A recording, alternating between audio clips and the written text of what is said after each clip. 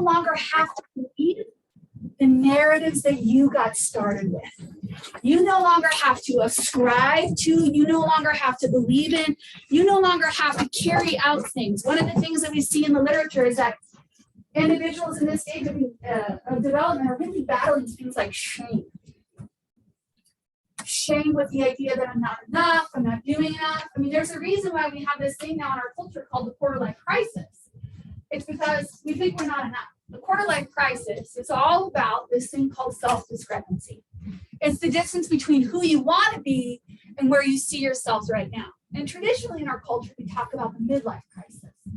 And the midlife crisis is all about, getting a divorce, buying a fast car, marrying somebody younger, doing all those really super cliche things. When in actuality, we do these periodic reviews all of the time, especially now. We all have dreams and aspirations and ideas of what a fulfilled life will look like. But I'm asking you for today and for Wednesdays to suspend judgment, to be nice to yourself, to be curious and kind, to be creative and vulnerable. Okay? And now I'm going to ask you to do what's probably going to be the hardest thing that you're going to do. So I'm going to ask you to put away your computers. I know. Listen, I know. As you live and breathe, your connection to the rest of the world. I'm going to ask you to close those up. And I'm going to ask you to be present, which means maybe if it's available to you, instead of just leaving your phone on vibrate, maybe put it on do not disturb for the next hour. I know, huge leaps of faith. Remember I said vulnerability was going to be involved. That's what we're doing. So let me show you a piece of my designing life. Dr. Pritchard and I were talking this morning, and I had said to them, can we dance? Is it okay if we dance at the beginning of class? And Dr. Pritchard knows me. They were game. They were totally game. But then we started talking. Oh, look at that cutie. Hi, Meg. Successful, off to graduate school. Gotta love that. We started talking about what we had, songs that we liked. And there was this project that I had done with my social psychology class. We had done, look at that short hair. Oh my gosh. You could see this analog of my hair through this entire process. Dr. Pritchard has never seen this video. Spring 2014, this was my class's final assignment. How long have I been teaching by then? I've been teaching, We need volume. Well, it's actually pretty low right this second. Okay, yes, I used to be morbidly obese. That's me. No judgment. It's true. They're facts. It's okay. That just surprised me. I forgot. I mean, I didn't forget, but something like that you don't forget. I've been teaching for 20 years. Maybe not a full, I've been teaching for 20 years by that point. Not a full 20. We'll say 14, because I started teaching in 2000 exactly. 15 years is a long time to do one thing. And I was getting bored. I had, by the way, I took an advanced social psych class in my PhD program, and I hated social psychology. I thought it was the stupidest discipline I'd ever taken because the professor was awful. And I didn't know this until I came here to Boise State as an adjunct. And as an adjunct, you'll just teach whatever they're going to give you. And they asked me to teach social psych. And I thought, this is going to be the worst goddamn class, goddamn period, goddamn ever, goddamn it. And it wasn't. And I fell in love with social psychology. I should have been a social psychologist. So every once in a while when I get to teach this class, I really want it to be fun. But I was at a point of desperation this semester that I taught this course. I was so tired of doing the same thing that for the final assignment, I gave the students the option to participate and a flash mob all across campus, and then write an essay about that experience from the science of social psychology. I will never do it again. But it was probably one of the funnest nights of my life. And this was actually a night class as well. Okay. The research suggests that people who work together are actually healthier. Group singing and dancing builds stronger relationships, and people who participate in activities, in fact, are actually, there you go, now you know. Yeah, that happened. That was real. I had to get out of my box. Clearly, I'm not a dancer. I am I love dancing, but not obvious professional. I had to get out of my box, and I rolled the dice with 100+ other souls on getting out of the box. And I've heard from students that got to do that and have that experience and say that was probably one of the coolest things that they've done while they were a student at Boise State. And maybe I'm a little bit of a chicken shit for not willing to step in and give it another shot, but it was kind of one hit wonder, I think. You're designing all the time. Anytime you feel uncomfortable, anytime you don't like what's happening, anytime you envision or feel like something should be different, and you make a shift, a change, or you follow a curiosity, you are designing. Okay. I came to this work through the College of Innovation and Design. They invited me to go down to Stanford for a few days one summer. Well, you already have plans. And I got trained on this protocol. It was created by 2 graduate faculty in the engineering department. And what they realized is there was this chasm for them. They wanted to talk to their PhD level engineering students about living a life full of meaning and purpose. And I don't know if you know this, but a lot of engineering students don't really lean towards language around meaning and purpose. Okay? So what they've done is they sort of changed their approach, and they found a way to have a conversation about meaning and purpose without using some of that ethereal language.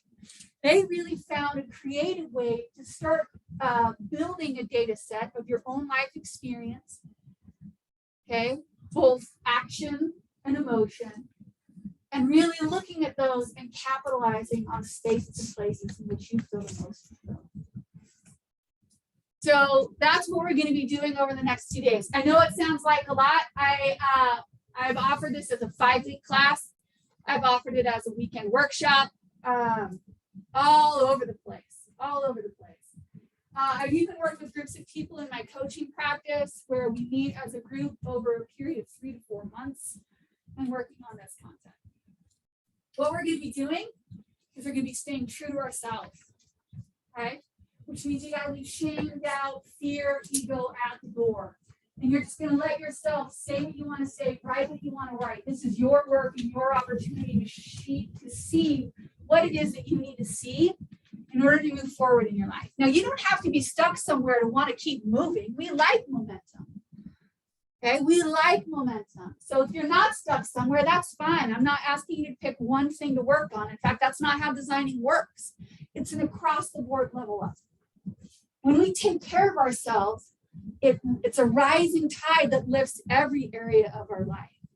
So leaning into and committing to finding fulfillment and taking actions that get you there is what we're going to be working on, figuring out what those next steps are for you. So what the fuck is life design? It's all about that discrepancy that I was pointing out to you earlier, right? Where we are at versus where we want to be, and how do we close that distance? Well, I gave you the example earlier of some people who make radical changes, right? That throw away entirely everything about where they are in order to get to where they think that they want to be. What I'm asking you to do is maybe do a little bit of both. Maybe we get to adjust that bar a little bit of what you really want to be doing. And we can start finding some actions and maybe even recognize how you might already be accomplishing some of those things.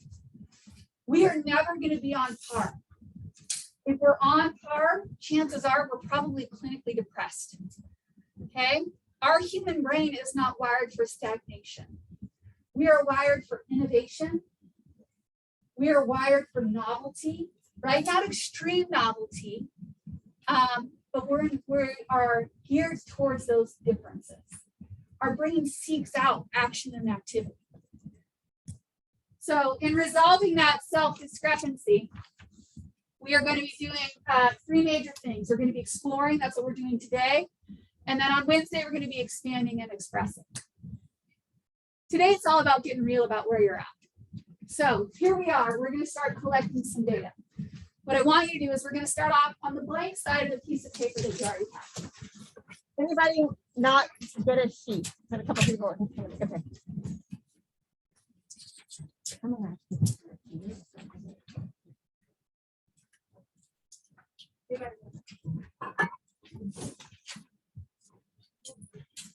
All right, we start off our sessions with a little bit of grounding, which just means that we're going to set the intention and create a sensory opportunity for us to physically be here. I've already stepped into that grounding experience by asking you to limit your distractions by putting away your computer, limiting the amount of engagement with your phone and your device. And now I'm going to ask you to step into a little bit of metaphysical science, but also a lot of yogic science. I'm also a certified yoga instructor. We forgot to include that on my little bio. I want you to put both feet on the floor, flat on the floor, uncross your legs.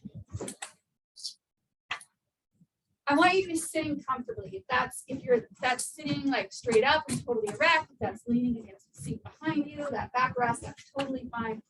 But we're just going to come into our breath. We're going to drop into our bodies. We're going to come into our breath. And I'm going to take you on a little bit of a mind's eye journey. It's called vision.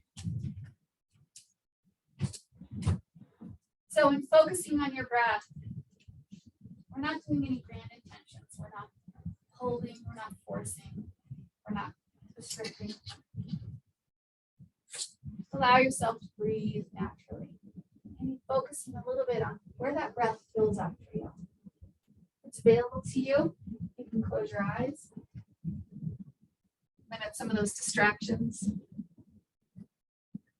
Dropping into your body, pulling that breath in, and taking that breath all the way in and down to your seat. The backs of your legs, make your chair. It's an easy, normal breath. Visualizing it filling you up.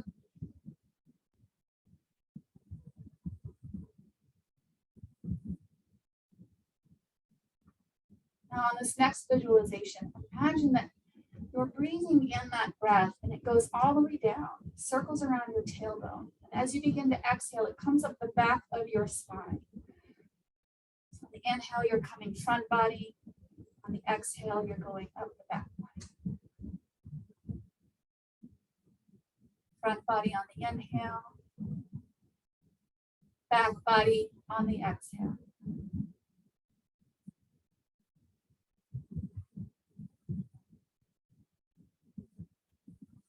Now join me, if you will, on a journey. In your mind's eye, allow the image before you to come into sharp relief. The you of you 5 years from now. Common exercise that we participate in pretty frequently. 5 years from now. As you bring that image of you into sharp relief, pay attention to what you're wearing. Starting at the top of your head, how has your hair changed? What are the differences in tone and color and length?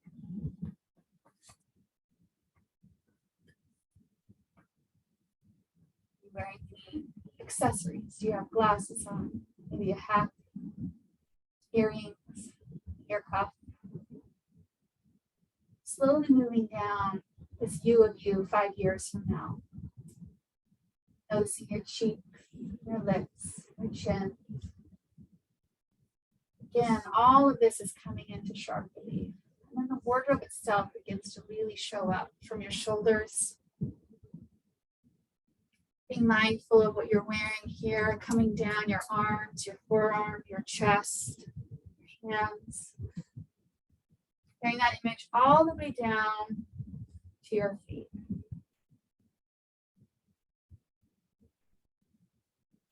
Now, interestingly enough, you've just come from someplace. Create a narrative around what you just returned from. And you're coming home. Maybe you're coming home from work. Maybe it was a night out. Maybe you picked up the kids. You're just getting home.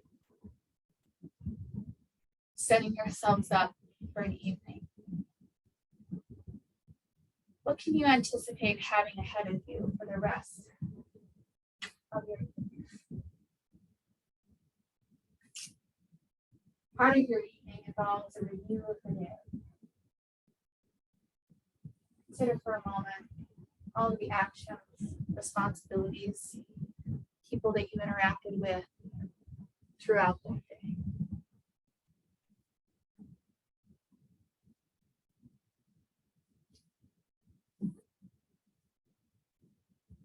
Now, if it's available to you and you're ready, maybe you want to stay in this vision for a little bit longer.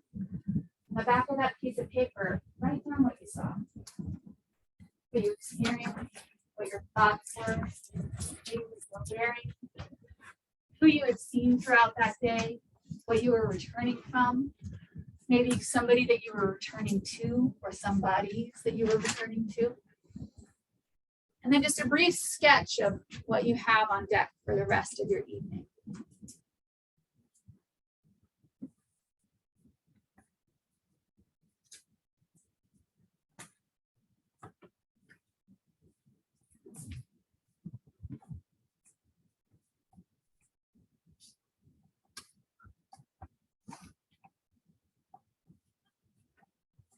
Maybe you had a sense of yourself.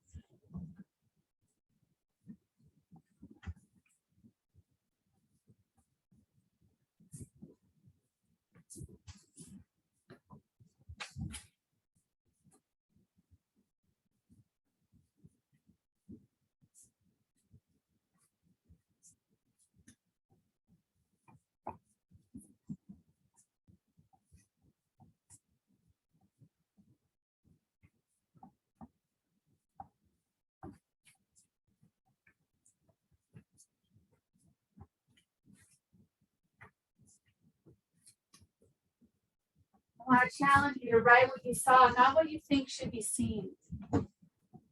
Don't focus on who you think you should be in 5 years, but who you really, truly want to be.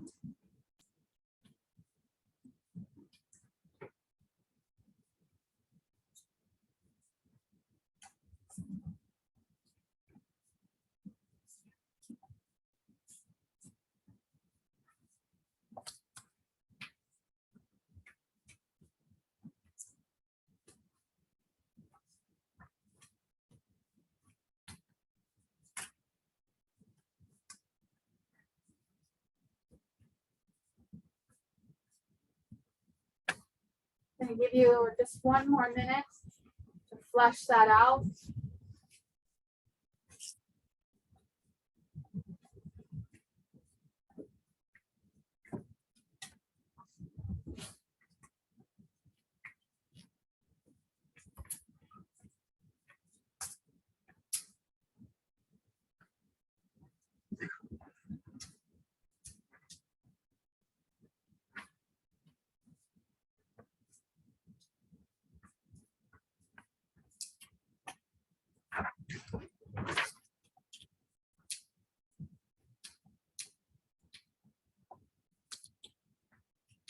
About 20 more seconds.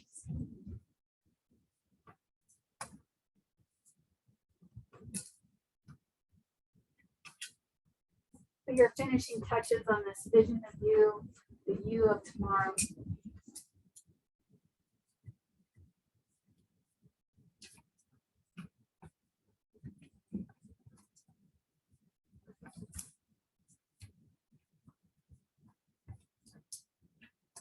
And that's it. It's really popular in our culture right now to talk about manifesting. And while what you just did in some realms might be considered manifesting, there's further energy that you have to put into that. But that's not what I'm going to ask you to do today. This is just a beginning. How many of you saw your life 5 years from now if everything goes as you currently plan? How many of you saw that out? Would you raise them up just a little bit higher? Just so, thank you. Thank you very much. Keep your hand up if you think things are actually going to go as planned. Okay, all y'all still got your hands up. We need a reality check. Shit is going to happen, right? But it's important that we take the time to have these considerations, because having those benchmarks helps us figure out where we're setting that bar. And one of the things that we run into is that people set their bars way out, right? When we talk about goals in the science, we always say you can have a big long-term goal, but you have to set these little micro goals along the way, or else you're going to totally lose motivation, right? How many of you have gotten a grade back on an assessment and it was a B, which meant that you no longer had an A in the class and you wanted to tell the class to go fuck itself? Right? Okay, right? That was just one grade. You know, there's a whole class involved. The important thing is to set those micros, right? And keep moving forward in those. Now, you can flip your paper over and we'll start working on this other side. I dabble quite a bit in this philosophical / scientific. There's a lot of science that supports it in these pieces individually, but not a lot of science today that says that this is a unified, clear thing. But it's flourishing. The idea of PERMA. Okay, Martin Seligman, he is the father of happiness. He's the father of positive psychology. Originally, he got his start as the guy who discovered learned helplessness. He was the one that shocked puppies so they couldn't escape the shock. And then eventually, as the puppies stopped trying to get away because they just knew that they were going to be shocked and there was nothing that they could do about it. So Martin Seligman, in his way of making amends to puppies and science, really wanted to shift his focus, because he said after he conducted that, actually in his infancy in research, he was like, I don't ever want to do anything like that again. I want to focus on why people work, you know, and up until Martin Seligman, we are still really heavily focused on why people were broke and how to fix them. So his science of positive psychology, and he really retermed it. He used to publish a lot under the label of happiness, but he's like, happiness isn't real. It's not actually what's happening. What's happening, right? Because happiness is a transient emotional state. Happiness actually only lasts in your person for 90 seconds. Flourishing is something that you can maintain, leverage, and design. So that's why I focus on flourishing. We spell out PERMA, positive emotion, engagement, relationships, meaning, and achievement. So what I want you to do is in that little column box that says positive emotion, I just want you to jot down a few things really quickly that bring out positive emotions for you. Just real quick. Positive emotions. Don't make assumptions about the rest of the columns because your prompts are going to change. What are some things that are positive? What are some things that generate positive emotions for you?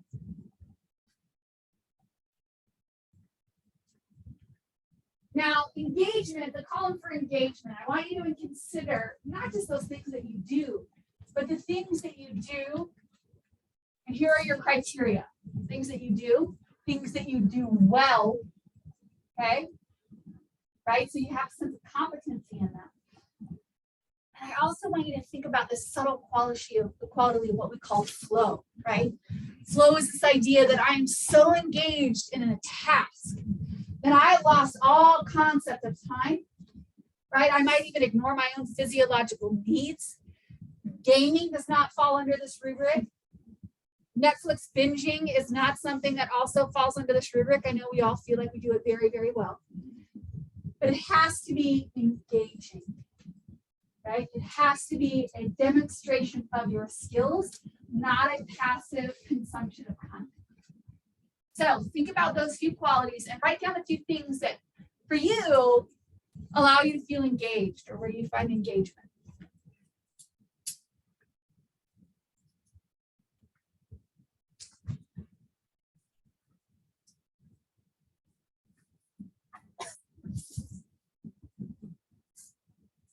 With respect to relationships, write down the 5 most important relationships in your life. If you don't have 5, that is okay. And by relationships, this is very, very loose. Okay, this could be a roommate. It doesn't even have to be somebody that you necessarily really like. People that you engage with on a regular basis, that you have some reciprocal dependency, whether that's emotional, logistical. I have a relationship with my barista. Is she in here? No, she's not. Meaning, that's a heady one, right? And in fact, I teach a class on human relationships. But my next class that I might try to accept the challenge to teach would be a class on meaning. This one's pretty broad. But for yourself, try to think of at least 2 to 3 things that you want to have consistently in your character. I always want to be honest. And I don't always care if I'm honest with you. I want to be honest with myself. That's the honesty that I worry about not having.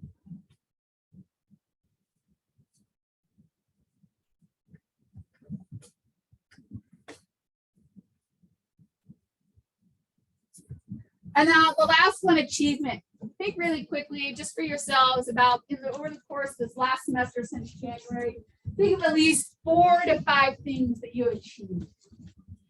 I paid off my snowboarding pass this weekend. That was a check box right there. I learned how to country western swing dance this season. I know, it's so goddamn fun. I love it. Are we gonna get a demo? No, it's still about as good as that video was still. Getting better though. My problem is that I don't follow very well. And that's what you have to do in country western swing dance. You have to follow. What else have I done?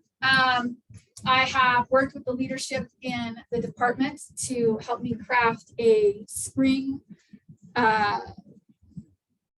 faculty commitment that works with my goals. And well, I guess I'm going to give this 3 for me. All right, all of these contribute to well-being. Some people pursue these in piecemeals, but it's really important to think about them as a collective. Now what I want you to do is, on this groovy little dial daily jogger that I created, I want you to draw an arrow, and my arrows aren't in there. I want you to draw an arrow on where you're at right now with each one of these qualities in your life. So if you have a lot of positive emotion, your little gas gauge is going to be almost a full. If you have a moderate amount of engagement, it might be straight up. I'm recently divorced, so my relationships actually are pretty fulfilling. I mean, I'm -1, but I have a lot more time for friends and other stuff today. So I'm going to still rate that one pretty high. Meaning and purpose, I'd say this is the one I'm struggling with today. So I'm a little low on that one. And then accomplishment. Yeah, I give you an easy list of fun little things, but believe it or not, some of those things that I listed for you were on a goals list that I created. Learn how to do new hobbies. And my goal is always to pay off my ski pass. So all of this is data. Data is any representation of where you're at. No, it's not objective data. It's entirely subjective, but that's what we're working in today. We're not here to prove ourselves to anybody else or to a standard. What we want to do is find out where we are relative to where we want to be. And we need to have data to do that. Oh, look, there are my gauges.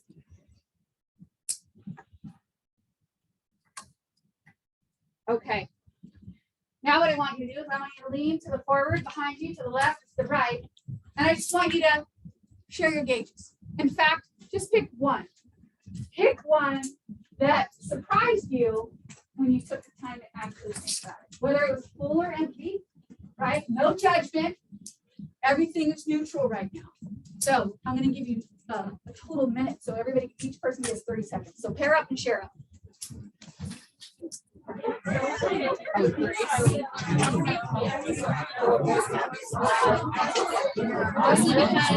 Mine was like having fun.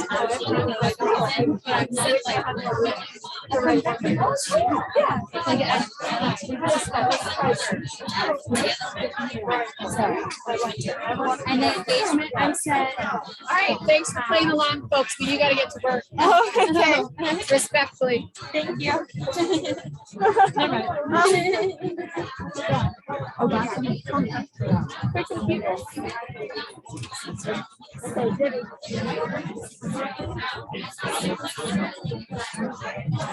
Thank you.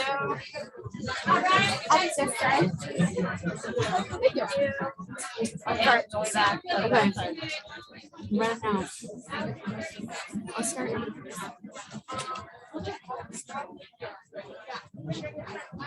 All right, now, one of the things that we universally do without fail is that we think about ourselves relative to others. So what I want you to do is I want you to just take a moment and reflect, right? The word reflection is written right underneath your dial to make it easy for you. What areas are working for you? What areas are not? Maybe what have you learned from your dialogue partner that you might want to leverage, change, or reevaluate for yourself?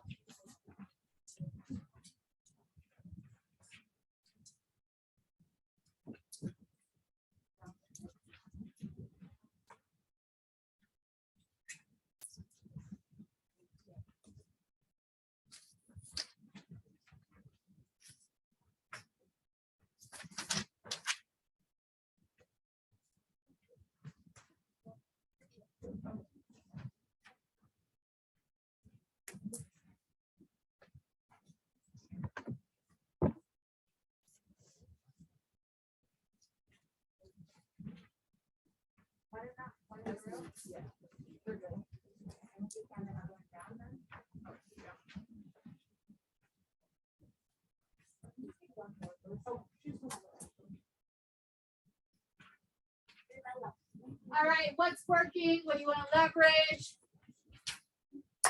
Maybe you want to refer back to your vision for yourself. Where are you now relative to where you want to be?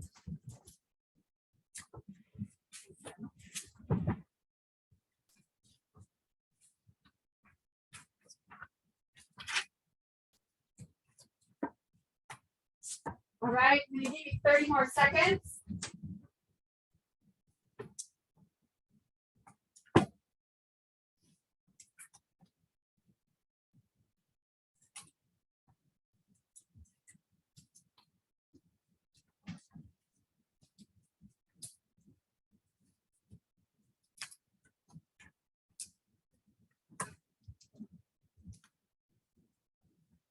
Wrap it up.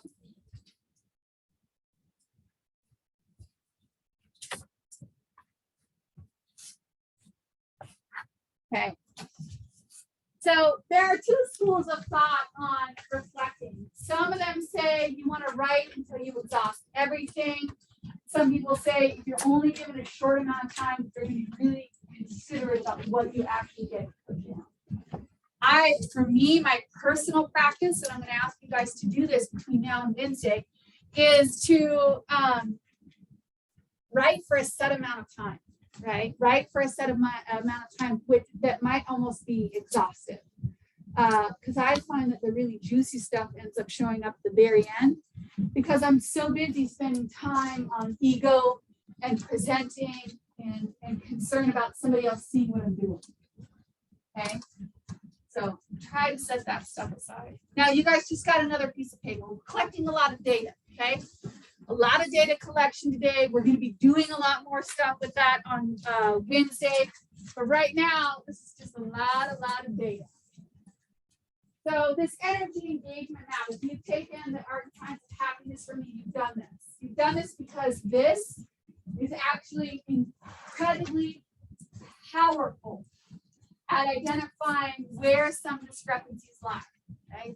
So right now we're trying to figure out what do you want to start leveraging in your life, right? Where does this discrepancy lie? Where are you relative to where you want to be? So in the top part of your table, what I would like for you to do in that little step 1 labeled table is I want you to write out your most frequent activities. You're going to write out 10 of them. Okay, they can be energy giving or energy draining, or maybe neutral for you. We're going to get to that in a moment. But don't think you have to write out the list of things that you like to do. These are just the most frequent activities that you participate in. And don't include things like personal hygiene.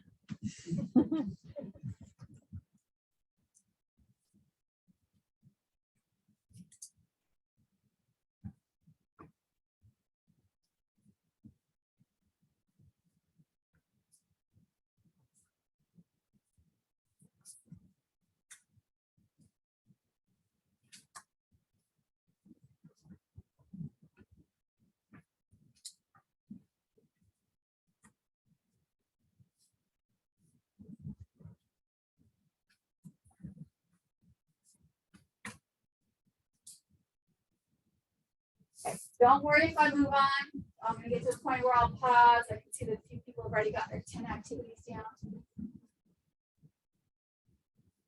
Now you're going to graph those items on your piece of paper. Now the center bar represents neutrality. You can see that there's a plus sign written towards the top, a bottom sign written towards the bottom. Now what I want you to do is I want you to create a graph. Now you can do a bar graph like that. You could also do a T graph like this. So if my paper went like this, you can graph it out this way. But what you're going to do is that for each one of those 10 activities, you're going to graph them out for energy giving versus draining. Okay? So writing lectures, believe it or not, writing lectures, I love PowerPoint slides or Google Slides. There's only one part about making presentations that I don't like, and that's normally the time crunch that I'm in when I'm doing it. Another thing, I love office hours. Oh, office hours are a blast.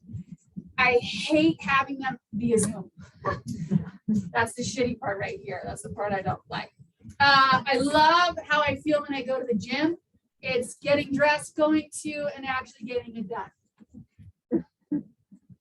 So you can see that inherent in everything is a little bit of good, maybe a little bit of bad. Some things are more or less for others. You can change the height of your bars.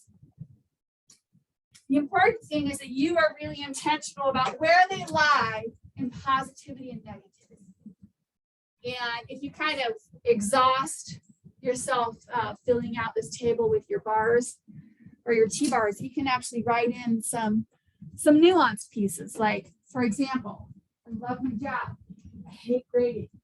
100% of the time that falls below the line. So I would make a little note saying grading is what falls below the line.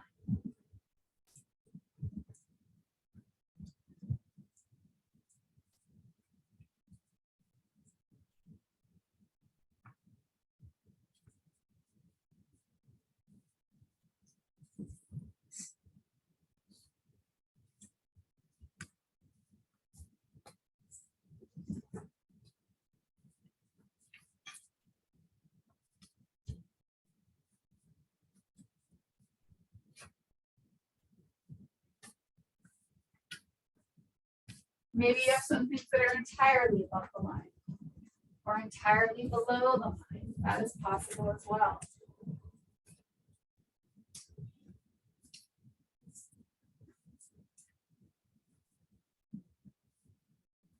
Now, it used to be the case that when I lectured about this or presented on this, there are some things that you can't change. Right? And the example that I used to use is that you've got to get to work.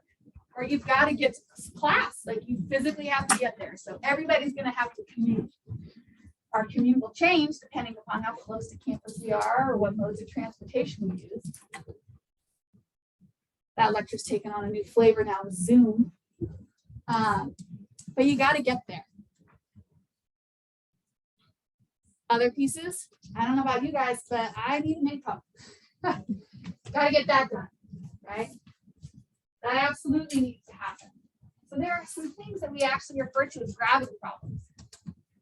It's a fact. These are the things that need to be done given the society and culture that we live in. Now, there are ways to get way outside of the box to where you wouldn't have to work like you work or anticipate working. Now, I'm sure there's no surprise that there's more data. So if you're still busy drawing on your little tables, I've seen quite a few people are done. What I want you to do is I want you to look through your table and I want you to consider the following. Are there common people, places, or things that bring your energy above the line? Look at what's above the line.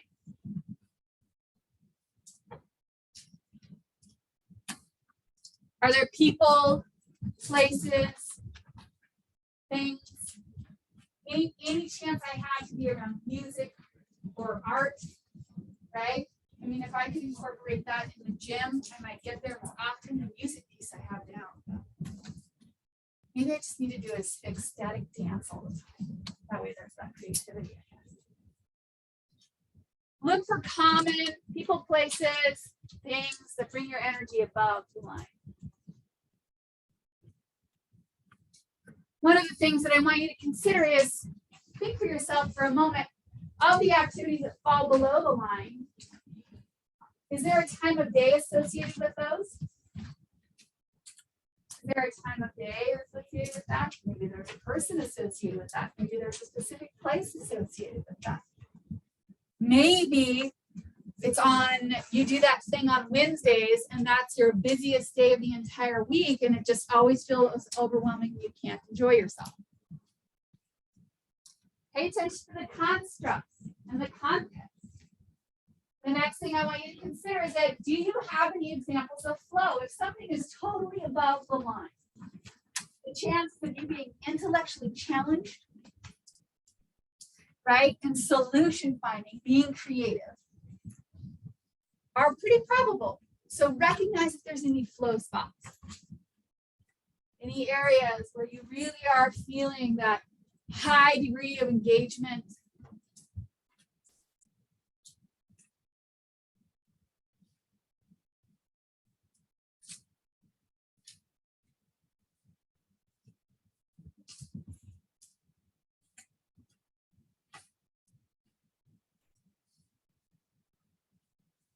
Now, what I would like for you to do is I want you to pair up and share out with your peers. We could limit to something that surprised you about your table. That's kind of easier, lower hanging fruit. If you want a little bit more of a challenge, maybe you have a kind of a relationship with your conversational partner, maybe share something that you were the most disheartened by or concerned about. Okay, I'm going to give you a little bit more time. Everybody's going to get a minute each, but you got 2 minutes, go.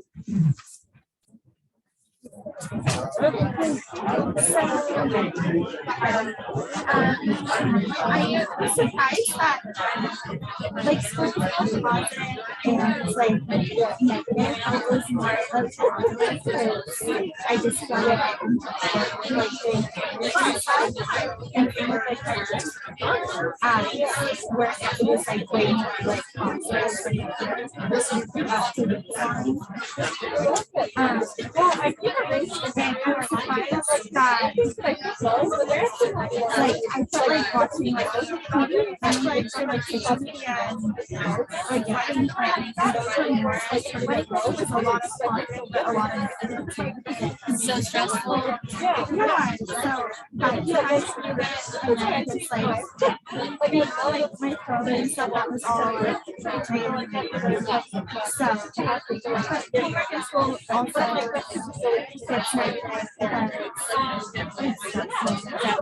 I like it's just like all the things like stress me out a little bit, but energy givers where things like do when I feel happy. So I like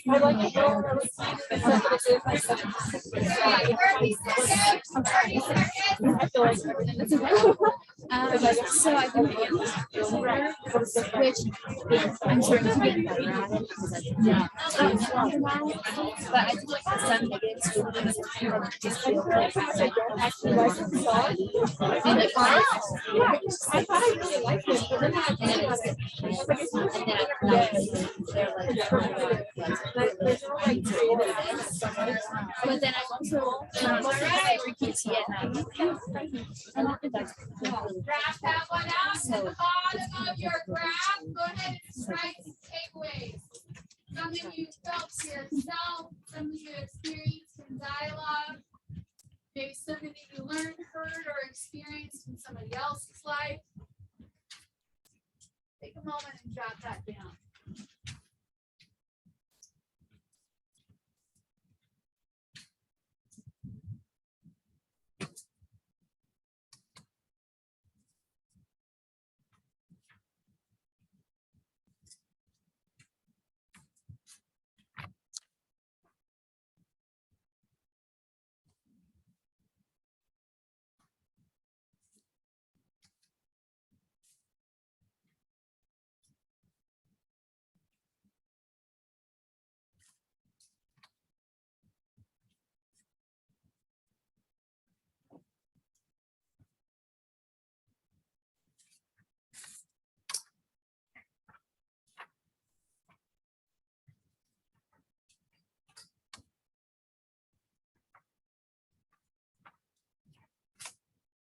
That's one for today.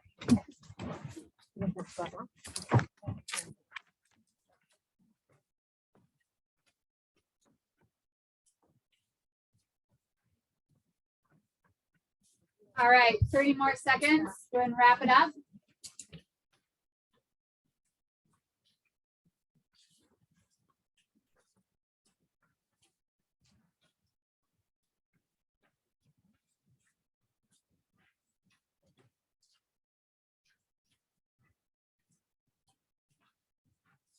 Now what we're going to be doing is we're going to be, they're handing out, this is work that you're going to do between now and Wednesday. This last sheet, it says worldview on one side, work view on the other.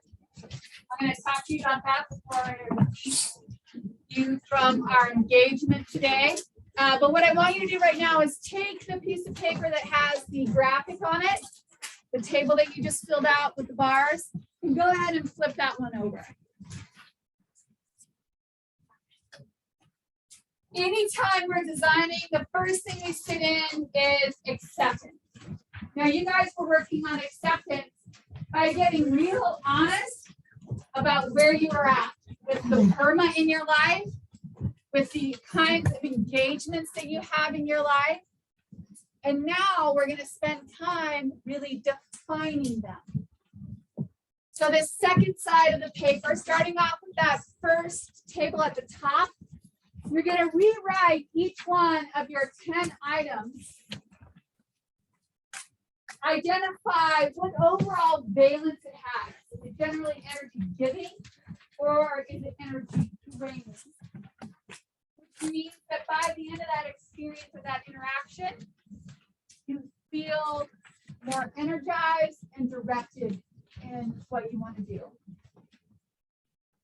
Maybe you feel more accomplished. That would also be on the positive side. Maybe you feel more grounded or at peace. The important thing is that you're using a metric that you believe in.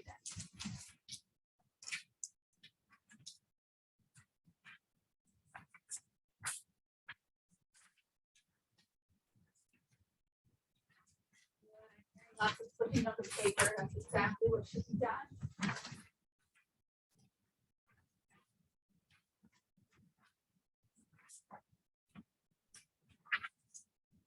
If you can, write out a few more details. If you really do identify the energy giving, take you back to those people, places, and things that you're doing in those. What is a really significant contributing qualities?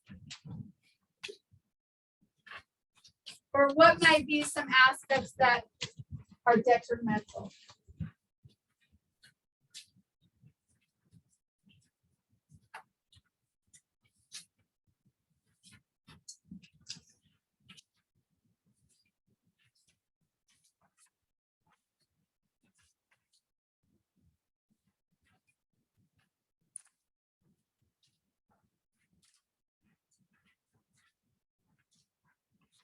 Okay, for those of you that are ready to move on, what we're going to start looking at in these latter two sections. And the prompts that I have here are not the best, so make sure and listen to my words as opposed to reading what's on the prompts. For 3B, we're going to consider not necessarily the patterns of energy shifts, but what do you want to leverage, right? What's working that you want more of? What's not working that you want to get out of? And when we look across our data points, they're going to be pretty clear. Those things that are falling totally below the line, what's keeping them there? What is it about them that has it there? Is that a gravity problem? Right? Is it something that you know, it's just, you just have to do it? It has to be done. If it's a gravity problem, then consider for yourselves what you can change about your approach to that experience, to that activity. When we talk about making shifts, the monumental ones are easy. But what we know from the science is that it's not the big stuff that matters, that really adds up. The big stuff most of us are looking at and tackling. That little tiny stuff. I mean, we see that in marital relationships, that it's never the big fight. It's always the little ones that you're not having.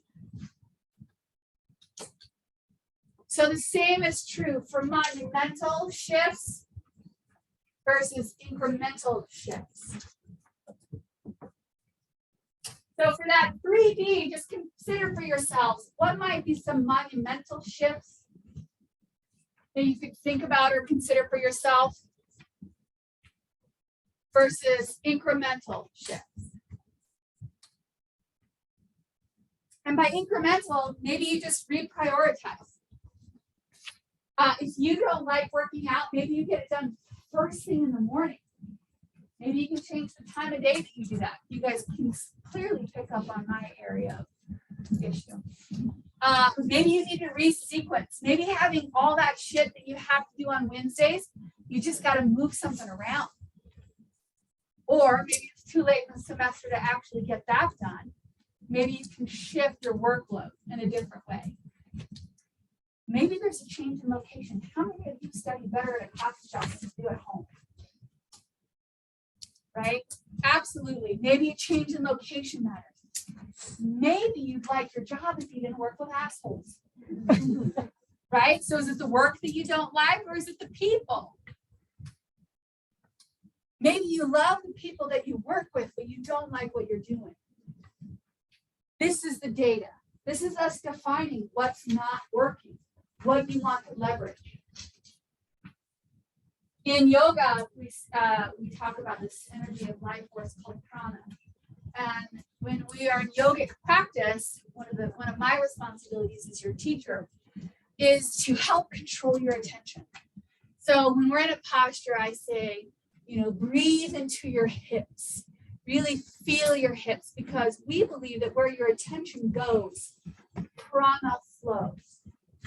You get more energy into those physiological spaces if you're actually paying attention to those physiological spaces. Metaphysics would suggest that that's true for anything. That's why the literature around manifesting, Eckhart Tolle, Abraham Hicks, like all that stuff is so sexy, because it gives you some sense of control. Right? It gives you some sense of control. But what it allows you to do is to put your attention towards positive options and opportunities. And I would advocate from a scientific perspective that that's actually the best benefit out of manifesting and doing visioning, is that your attention is on positive things and you're positively oriented, rather than actually being able to manifest those things. What is your intention, right? What is your motivation for being here? What's your purpose? What are you bringing to the table? And then the other sort of incremental adjustment that you might want to make is, what do you need to get curious about? What do you need to start asking yourself? my capstone groups, both of them, are working on my midlife crisis, my academic midlife crisis. I love the people. I love the people that I work with. I love the students that I work with. I love the content that I work with. I just need to find a new and different way to do these things. And I have revamped, restarted, reconfigured classes forever. And that's it. That's not working anymore. So my groups are helping you to be curious and stay curious and seek. Curiosity is amazing. Because in order to have curiosity, you have to have one of the most number one things, right, for designing anything. And that's open-mindedness. Being open-minded and willing to explore alternative possibilities. That work that you have, workview, worldview, I would like to encourage you to set a timer. When you sit down to work on that, whenever you do that, between now and when I see you on Wednesday, set a timer and try to write for 15 minutes nonstop. You might need an extra piece of paper, but you'll need those because we're going to start off our work on Wednesday. I hope you enjoyed me as much as I enjoyed you, and I'll see you guys on Wednesday. If you came in late, I'm just gonna open up the iPhone and put a number, I don't care what.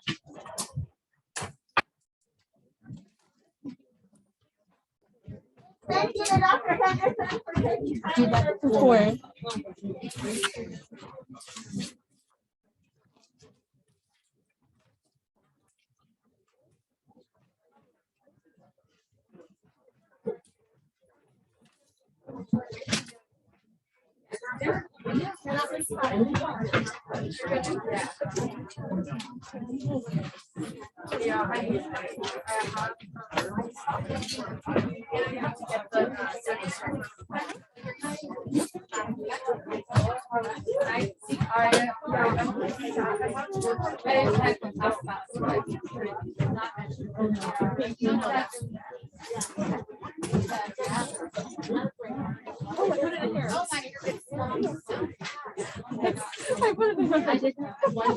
I just took my watch off because I was my business told me not to because I was obsessed with closing my eyes. Oh, yeah. But I do my phone.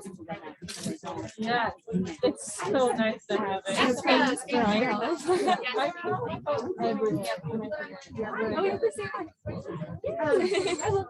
me too. Okay, so one of my I'm like, I actually didn't. Okay. So, I'm gonna go bad. My wallet. I have like my wallet, but I'll take my debit card out and like use it like that online shopping, you know. And yeah, I just like have no idea. And then I'll like later. Like out, like getting a coffee or something, I'll be like, oh, no. So yeah, I have no idea where my card is. Even if they aren't required for some reason, but I just don't know. Like, there's so many I started